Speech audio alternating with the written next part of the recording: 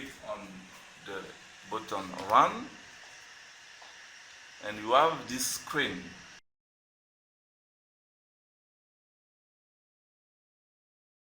On this screen, you need to initialize your translation stages.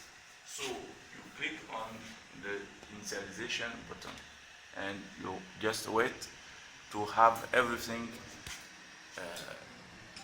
initialized.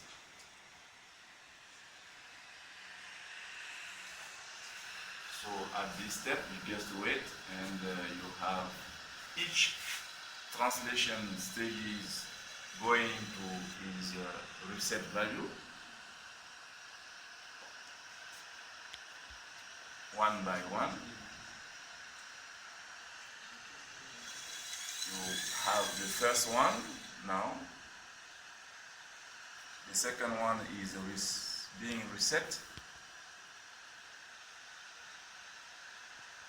When you have this orange light, that means the translation stage is operating. So don't touch it, you just leave it like this. The second one has been reset. You have the third one.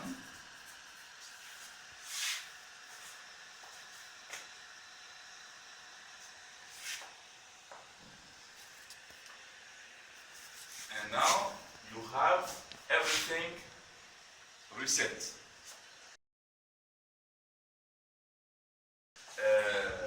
You have now the possibility to start the camera. While initializing, you don't have the possibility to operate anything. So now you click on Start Camera, because if you don't do that, you can't do anything. All the buttons are inactive. You start the camera, you have the gain, you have the exposure time. Usually we prefer use the exposure time instead of the gain, because you have less noise by use the exposure time. And if you just you need a dynamic, a high-speed activity of the camera, okay, you can use the gain and keep the exposure time at its lower value. Here you have three important parameters: the mean value of the pixel on the screen. You have the standard deviation, which will be the indicator of your contrast, your quality of your focal plane, and the maximum value of your intensity, which will help you to know if some pixels are already on the maximum value.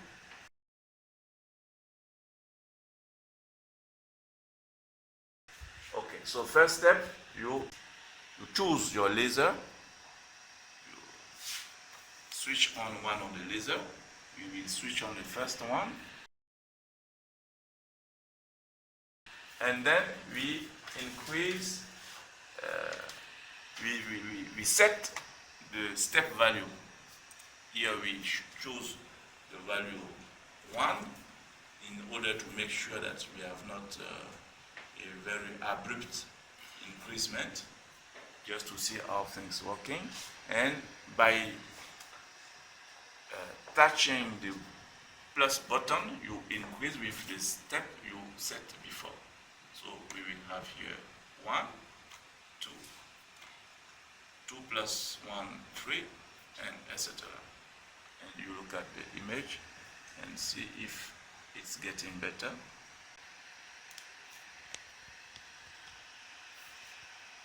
Yeah.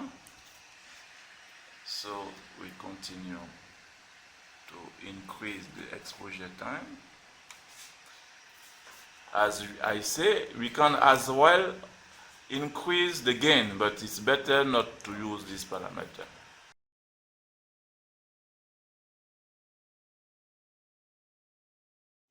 To find the focus, when you start, you don't know where the focus is. You can make a pre-alignment by doing it manually, or you can set two values, the minimum one and the maximum one, and perform the find focus button. So now it's between 0 and 25. Yeah. What does that mean? That means we are scanning the focal plane between 0 and 25 millimeters. Which is the full range of this stage. Translation stage. If you know more or less where the focus is, if you know, for example, it's at 15, you don't need to do that. You can go between 14 and 16, for example. Yeah. So it takes a little bit time when you do it the first time. And what is it calculating at every steps? At each step, it calculates the standard deviation, which we use as the indicator of the contrast of the image. And it will find the highest value, which will tell him that it's the best contrast. Here we are reaching a higher value. We just get past it. Yeah. And now it's reducing. Yeah.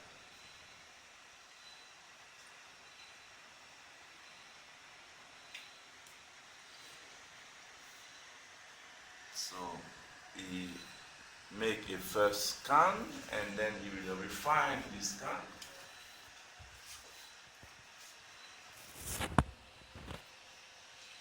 When you are scanning the focus to see what is the best focal plane, it's better not to have the histogram too close to the maximum value, because what we want to see just, and to avoid to reach a saturation, it's better to work in this range.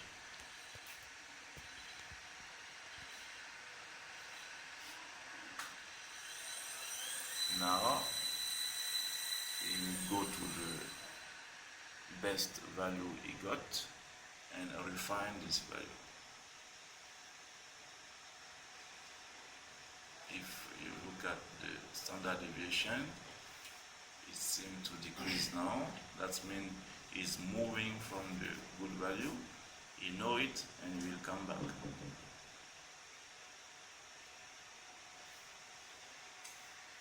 And when operating, you cannot use any of the button.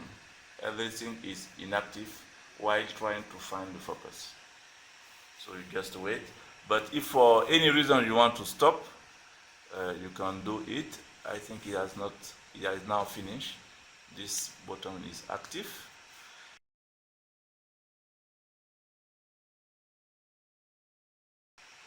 You can then change the field of view by setting the position in X or Y, or by just increasing step by step. If I increase step by step, I have something like this. You look at the screen, it has moved. It has moved. You lose the focal plane because our sample is not perpendicular to the optical axis. So there is a small tilt.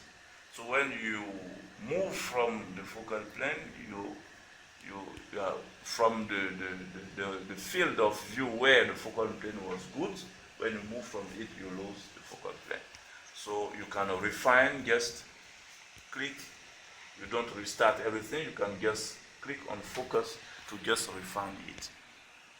It's quick and going to the previous step.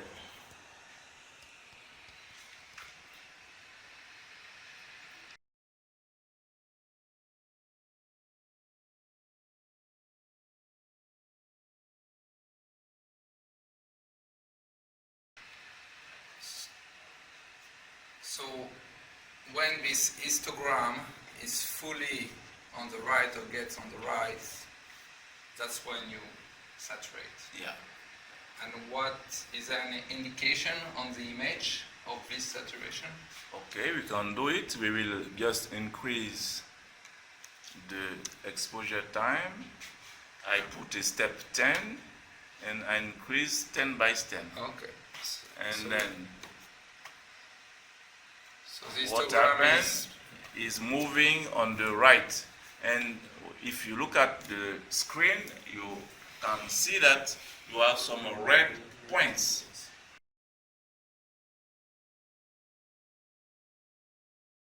We have set this color to indicate that you have this point, this pixel are saturating. That's and if you have it, okay, you come back. And just to show you, I will increase a little bit. If it's too much, the code will stop the camera automatically. If it's too much, there is a threshold from which, if you look at the histogram, it's a part of the histogram is cut. Yeah. So now we saturate too much. We saturate too much. So we should get back. We should get back. Okay, camera. You say camera saturated. So there is a safety system. Threshold. So you can saturate a bit of pixels, because the thing is not, the problem is not just saturating, it's how much you do saturate. Now we're just at the limit, we're above it, but the sensors can handle that. The problem is if suddenly you increase too much and you are really above, then there is damage. Yeah. So this is a safety system. So it stops everything. If you want to restart, you click on Start Camera. And as you can see, everything has been reset. We just include the exposure time. Okay, and you can have some good images here.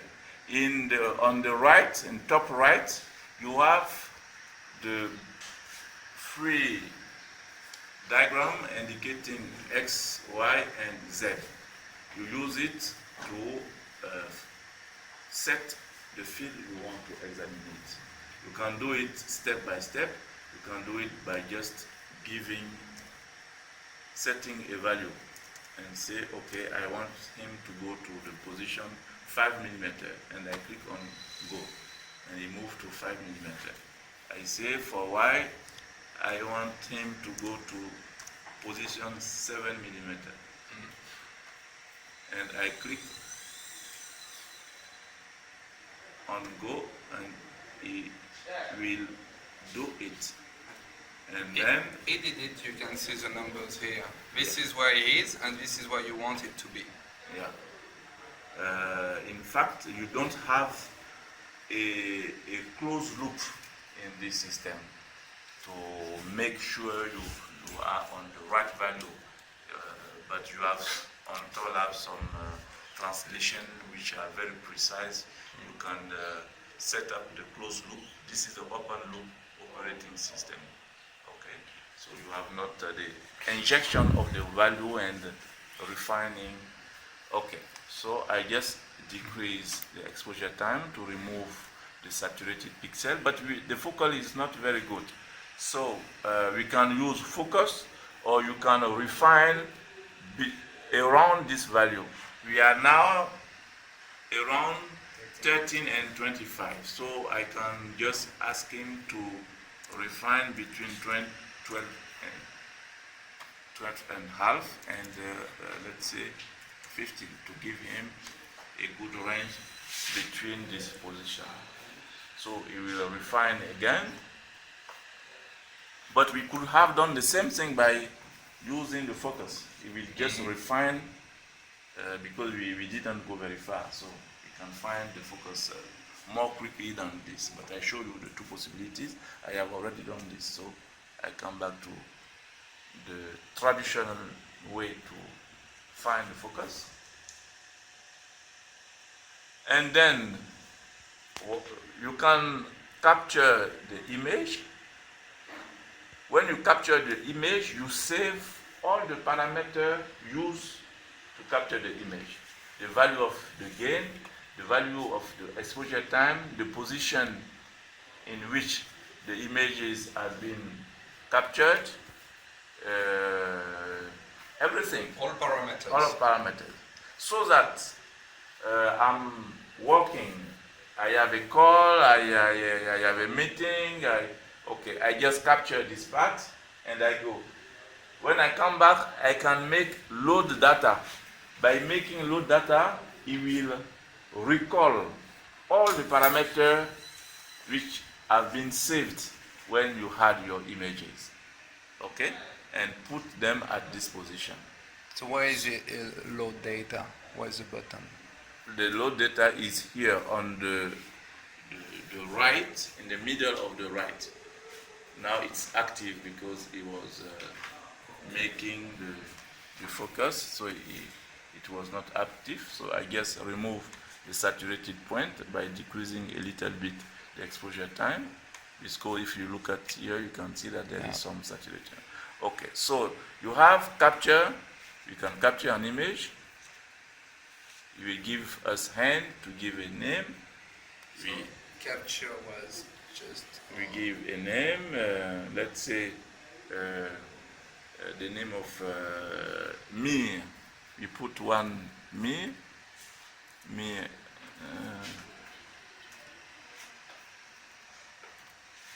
00, and I save it. So it's saved. I stop my camera and I go to what I have to do. I can even just close everything. Just one before you close. Okay. One thing we can mention is we moved the sample manually. Yes. But we can also move it automatically and say we want X to start at one position and we want to move a number of stepping with this distance stepping. Yeah. And then it will give a number of image on X and Y. So scanning in 2D, and you can have hundreds of images automatically, and between each displacement there is this capture one image, focus, and capture image, and so on. That gives you capability to save many field of view automatically without doing anything else after having set just the initial point, the step number, and the step. And you can do that with the selected lasers. Yeah. So you do the scanning with only laser 1, or you do the scanning with only laser 3, or you do the scanning with laser 1 in transmission and laser 3 in reflection. So you can have really a lot of image done together. So now I need to go, so I need to close the program. I do it. Everything is being initialized before it closed the program. And he told me goodbye. I say him goodbye also. And when I am back, I run again the code.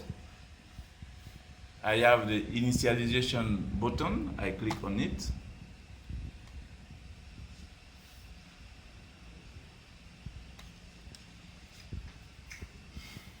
And I just wait so that it will initialize. It seems that I do it 2 times, but it doesn't matter.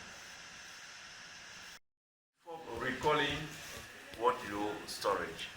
So I click on start camera.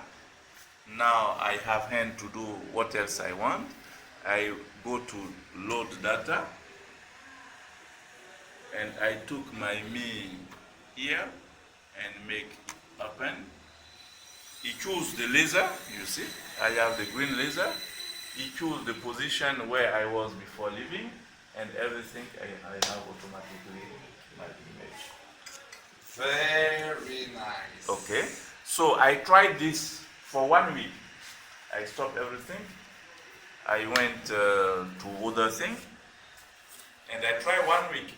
And I got perfectly everything. And I tried 2 weeks. You can try one. It works perfectly. If you try 1 year, you want to work for 1 year. I had another thing to do. So don't try more than 2 years. So just to tell you that it's reliable. Okay? So I think you can play with it now. I just let you one by one. You try to play with it, and if there is any question, the boss. Thank you very much.